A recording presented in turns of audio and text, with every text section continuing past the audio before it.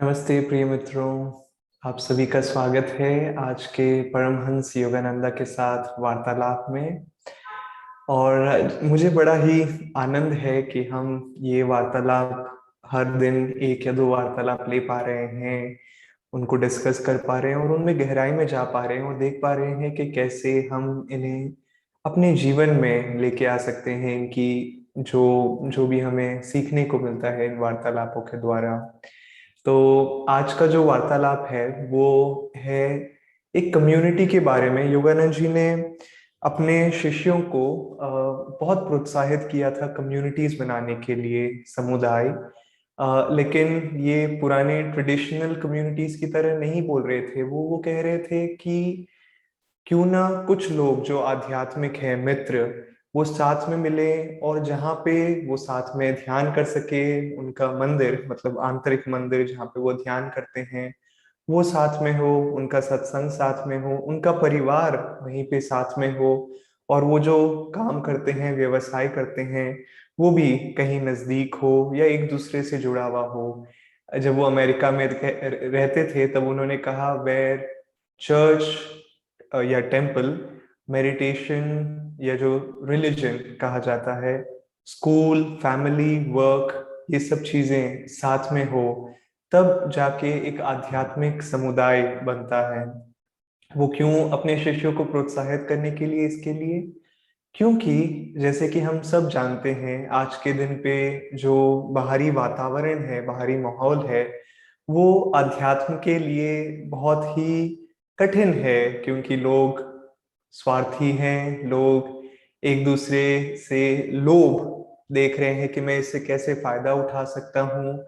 और बहुत कम लोग हैं जो आध्यात्मिक मार्ग पे आगे बढ़ना चाहते हैं, सिर्फ कहने के लिए नहीं लेकिन हकीकत में उन सिद्धांतों के साथ जीना चाहते हैं। और अगर जितने भी लोग हों, यदि वो अकेले खुद से परिश्रम करेंगे आगे बढ़ने का, तो उनके लिए कठिन हो सकता है। और इसीलिए योगानंद जी कह रहे थे कि आध्यात्मिक समुदायों की बहुत आवश्यकता है, स्पिरिचुअल कम्युनिटीज। और आनंद संघ के कई ऐसे स्पिरिचुअल कम्युनिटीज है अलग अलग जगहों पे, जहाँ पे लोग साथ में रहते हैं, साथ में ध्यान करते हैं। एक साथ रहने की वजह से उन्हें सत्संग मिलता है, उनका परिवार साथ में रहता है। ऐसा नहीं है कि परिवार अलग है और मेरा आध्यात्मिक मार्ग अलग है। परिवार साथ में रहता है और सब कुछ साथ में होता है। लेकिन ऐसा ही एक्सपेरिमेंट एक कुछ और लोगों ने किया था, और उनका वो एक्सपेरिमेंट फेल हो गया था। और उसके फेल होने का कारण हम इस वार्तालाप में पढ़ेंगे। और दो लोग आए थे योगानंद जी के सामने के साथ मिलने के लिए, जो हम इस वार्तालाप में पढ़ेंगे, जिन्होंने कम्युनिटीज का एक एक्सपेरिमेंट किया था। यह है वार्तालाप नंबर 69। योगानंद जी ने एक बार हमारे साथ एक सामुदायिक प्रयोग के विषय पे चर्चा की, जिसका कुछ लोगों ने प्रयोग किया था। उन्होंने कहा, उस समुदाय के दो पूर्व सदस्य बाद में मेरे पास आए थे। वह समुदाय अब नहीं रहा। उन्होंने दुखी स्वर में कहा, सब कुछ इतना अच्छा चल रहा था, और फिर एक शाम को समुदाय के आधे लोग भोजन के लिए भोजन के अंत में कस्टर्ड खाना चाहते थे, और आधे टापियोको पुडिंग। ये अमेरिकी डिशेस है, लेकिन आप सब जानते होंगे, नहीं तो आप बोल सकते हैं कुछ लोग गुलाब जामुन खाना चाहते थे और आधे लोग जलेबी खाना चाहते थे। ये असहमति इतनी भावात्मक बन गई कि समुदाय ही छिन्न भिन्न हो गया। मुझे शुरुआत में विश्वास नहीं हुआ जब मैंने ये कहानी पढ़ी। मैंने बोला, इतनी छोटी सी बात पे इतना बड़ा बवाल। लेकिन हम देखते हैं दुनिया में कि कभी कभार, कई बार, कभी कभार नहीं, लोग अपने पसंद और नापसंद की वजह से, ना कि सत्य क्या है लेकिन पसंदों और नापसंदों के वजह से अपने रास्तों को अलग अलग कर लेते हैं। इस वार्तालाप में आगे बढ़ते हैं। मैंने पूछा, क्यों? क्या तुम में से आधे लोग कस्टर्ड और आधे टापियोको पुडिंग नहीं खा सकते थे? ओह, उन्होंने हैरानी से कहा, हमने तो ऐसा सोचा ही नहीं था। बनावटी सिद्धांत, योगानंद जी कहते हैं, और इस स्थिति में सर्वसम्मति के लिए पूर्व प्रतिबद्धता के सबको एक समान सोचना चाहिए, कभी काम नहीं आती है। एक समुदाय को मानव स्वभाव की विभिन्नताओं को समझना चाहिए, समझौते के लिए अवसर अवश्य रखना चाहिए। कड़ापन एक सूखी शाखा की भांति कमजोर होता है और आसानी से टूट जाता है, दबाव पड़ते ही ये छटक जाएगा। और यही हुआ इस कहानी में, जब उन्होंने मानव स्वभाव को अपने कैलकुलेशन में नहीं रखा कि एक समुदाय में मानव होते हैं, मनुष्य होते हैं, और हर मनुष्य अलग प्रकार से सोचता है। बहुत आसान हो जाता है किसी भी समुदाय के लिए, किसी भी संस्था के लिए, कि अच्छा ये रूल्स है, सबको इन्हें फॉलो करना है। लेकिन योगानंद जी ने स्वामी क्रियानंद जी को कहा था, जब योगानंद जी ने स्वामी क्रियानंद जी को ब्रह्मचारियों का इंचार्ज बनाया था, योगानंद जी ने कहा, do not make too many rules, it kills the spirit. बहुत ज्यादा कायदे कानून नियम मत बनाओ, वो जो भावना होती है, जो स्पिरिट होती है, वो उसे मार देती है। तो कहने में तो हम कह सकते हैं कि अरे नहीं, रूल्स नहीं होंगे तो कैसे हम आगे बढ़ेंगे आध्यात्मिक मार्ग पे या किसी भी चीज में। लेकिन हकीकत यह है दोस्तों कि यदि हम अगर किसी आध्यात्मिक मार्ग पे हैं, और खासकर मैं आध्यात्मिक समुदायों की बात कर रहा हूं अभी, तो सबसे बड़ा रूल ये है कि जैसे स्वामी क्रियानंद जी ने बोला था कि people are more important than things, कि लोग जो आपके साथ में रह रहे हैं, उनकी जो भावनाएं हैं, उनकी उनके जो आध्यात्मिक मार्ग पे आगे बढ़ने की इच्छा है, वो ज्यादा महत्वपूर्ण है, और ना कि किसी पेपर पे लिखा हुआ कोई रूल। आनंद संघ में जैसे मैं कह रहा हूँ कि हमारे सिर्फ दो, वैसे तो काफी चीजें हैं हम जो एक समान करते हैं, लेकिन रूल्स में कहने के लिए हम दो ही रूल्स रखते हैं। और शायद मैंने इनके बारे में पहले बोला था कि people are more important than things, जो मैंने अभी बोला। और दूसरा, यतो धर्म सतो जया, कि जहां पर भी धर्म का पालन होता है, सिद्धांतों का पालन होता है। और सिद्धांत मतलब ये नहीं कि मैं ये चाहता हूं और तुम ये चाहते हो। सिद्धांत और पसंद और नापसंद में बहुत फर्क है। यहाँ पे इस कहानी में जो हम पढ़ रहे हैं, यहाँ पे कोई सिद्धांत नहीं अड़ा हुआ था, यहाँ बस लोगों की पसंदें और नापसंदें थी। और शायद इसके बारे में पहले बोला नहीं है, लेकिन योगानंद जी कहते थे, जो चेतना है उसके चार भाग होते हैं, या चार रूप में उसे हम कह सकते हैं। वो है मौन, बुद्धि, अहंकार, चित्ता। मौन या मन, योगानंद जी ने कहा था कि मनुष्य के इधर स्थित है। बुद्धि यहाँ कुटस्थ पे। और हमें पता है कि जब हम अपनी बुद्धि का ज्यादा प्रयोग करते हैं या किसी चीज को सोचते हैं, तो हमारे भौवे अपने आप उठ जाते हैं और हम अपना प्रेशर या अपनी चेतना को यहाँ लेके आने की कोशिश करते हैं। तो बुद्धि यहाँ स्थित है। अहंकार यहाँ हमारे पीछे मेड्यूला ऑब्लोंगाटा में स्थित है। और अहंकार के बारे में हम जानते हैं कि जब लोग बहुत ज्यादा अहंकार से बात करते हैं, तो उनका सर अपने आप उठ जाता है, जैसे वो अपने नाक के नीचे से देख रहे हैं। और इसीलिए अन्य अन्य अलग अलग धर्मों में या अलग अलग देशों में हर जगहों पे विनम्रता या नमस्ते लोग ऐसे करते हैं, अपने सर को, शीश को नीचे झुकाते हुए, कि जो वो ऊर्जा यहाँ पे स्थित है वो यहाँ पे कुटस्थ पे आ सके। और सबसे महत्वपूर्ण है चित्त, जो हमारे हृदय में या अनाहत में स्थित है। ये सब मैं क्यों बता रहा हूँ? क्योंकि ये चित्त है जहाँ पे हमारी पसंदें और नापसंदें स्थित है।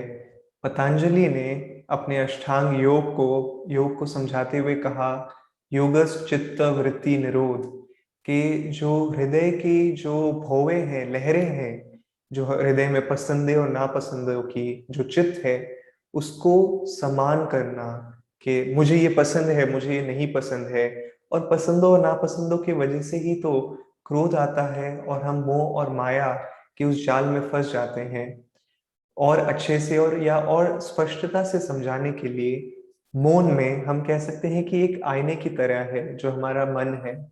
और अगर आईने में आप एक घोड़े को देख सकते हो तो आप बस वो आईना देखेगा उस घोड़े को, वो नहीं बताएगा कि ये घोड़ा है या ये हाथी है या जो भी है, बस वो आईना देखेगा और कुछ बोलेगा नहीं।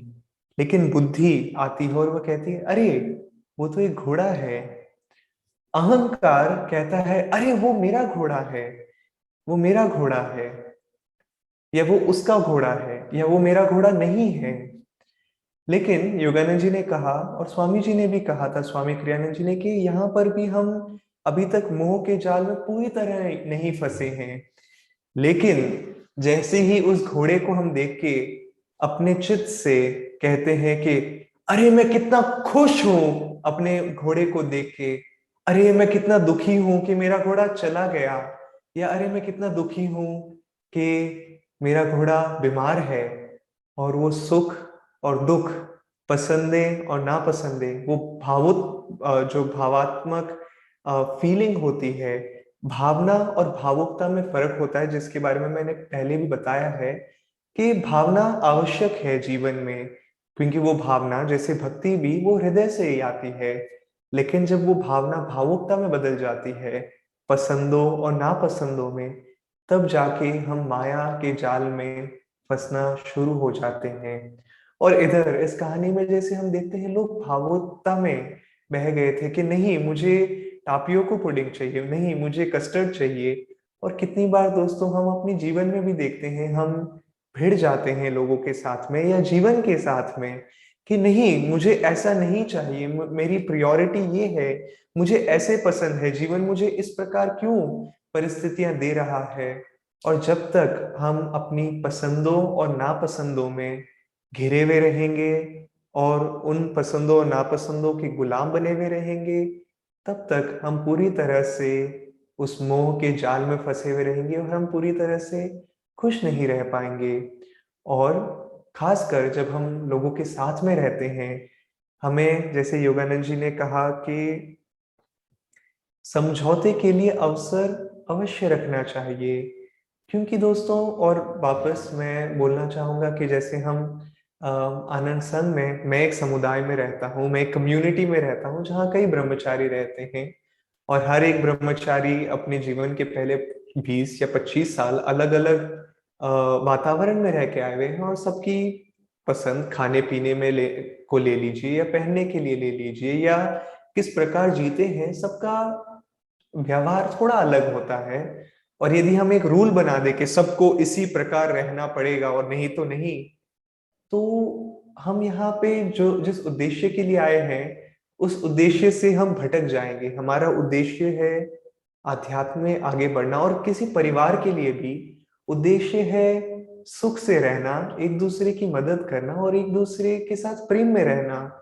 लेकिन हम जब ऐसे तुच्छ चीजों को कि मुझे ये पसंद है, मुझे ये पसंद नहीं है, इन चीजों को लेके मतभेद में पड़ जाएंगे, तो हमारे इस किस्से में तो प्रोजेक्ट फेल हुआ था, लेकिन हमारा जीवन भी फेल हो सकता है यदि हम बहुत ही कठोरता से किसी नियम को, और शायद वो नियम किसी सिद्धांत पे स्थित ना हो, सिर्फ हमारी भावुकता पे स्थित हो। तो हमें तैयार रहना चाहिए समझौते के लिए। और फिर से मैं कहना चाहूंगा, समझौता वहां नहीं जहां सिद्धांत स्थित है, जहां पे हम कहें कि अगर कोई हमें बोले कि तुम ध्यान मत करो, अगर तुम्हारा कोई मित्र कहे कि नहीं तुम बहुत आध्यात्मिक हो रहे हो, तुम ये मत करो, तो वहां पे हमें एकदम पूरी तरह से कठोर रहना पड़ेगा, क्योंकि नहीं तो दुनिया हमें हमारे मार्ग पे आगे बढ़ने के लिए मजबूर कर देगी कि हम बढ़ नहीं पाएंगे। लेकिन छोटी मोटी बातों के लिए हम समझौता कर सकते हैं, और उन छोटी मोटी बातों से ही प्रेम बनता है, जब सामने वाला देख सकता है कि अच्छा तुम मेरी राय को सुन रहे हो, तुम देखना चाहते हो कि मैं क्या सोच रहा हूं, या मेरे सुख के बारे में तुम देख रहे हो। तब जब समय आएगा कि आप किसी बात को लेके बहुत ही मजबूत हैं, तो वो आपकी बात भी सुनना चाहेंगे। तो इसीलिए पसंदों और नापसंदों से हमें बचना चाहिए। और जैसे योगानंद जी ने कहा था, be even minded and cheerful at all times, कि सदा संमन और प्रसन्न रहो, और बाहरी परिस्थितियों को लेके अपनी भावनाओं को भावुकता में मत बहने दो। तो आइए दोस्तों, हम अपने जीवन में देखते हैं कि कहाँ पे हमें शायद मौका मिल रहा है कि यहाँ पे ओह, मैं अपनी पसंदों या नापसंदों में बह रहा हूँ, और वहां पे अपनी ऊर्जा को भीतर लेके आए और ईश्वर को समर्पित करते हैं और कहते हैं कि ये ज्यादा महत्वपूर्ण नहीं है। ज्यादा महत्वपूर्ण ये है कि इसके पीछे जो सिद्धांत है वो क्या है। दोस्तों, मैं आपसे विदा लेता हूँ और हम फिर कल मिलेंगे एक और परमहंस योगानंदा के साथ वार्तालाप की चर्चा को लेके। ओम शांति शांति शांति।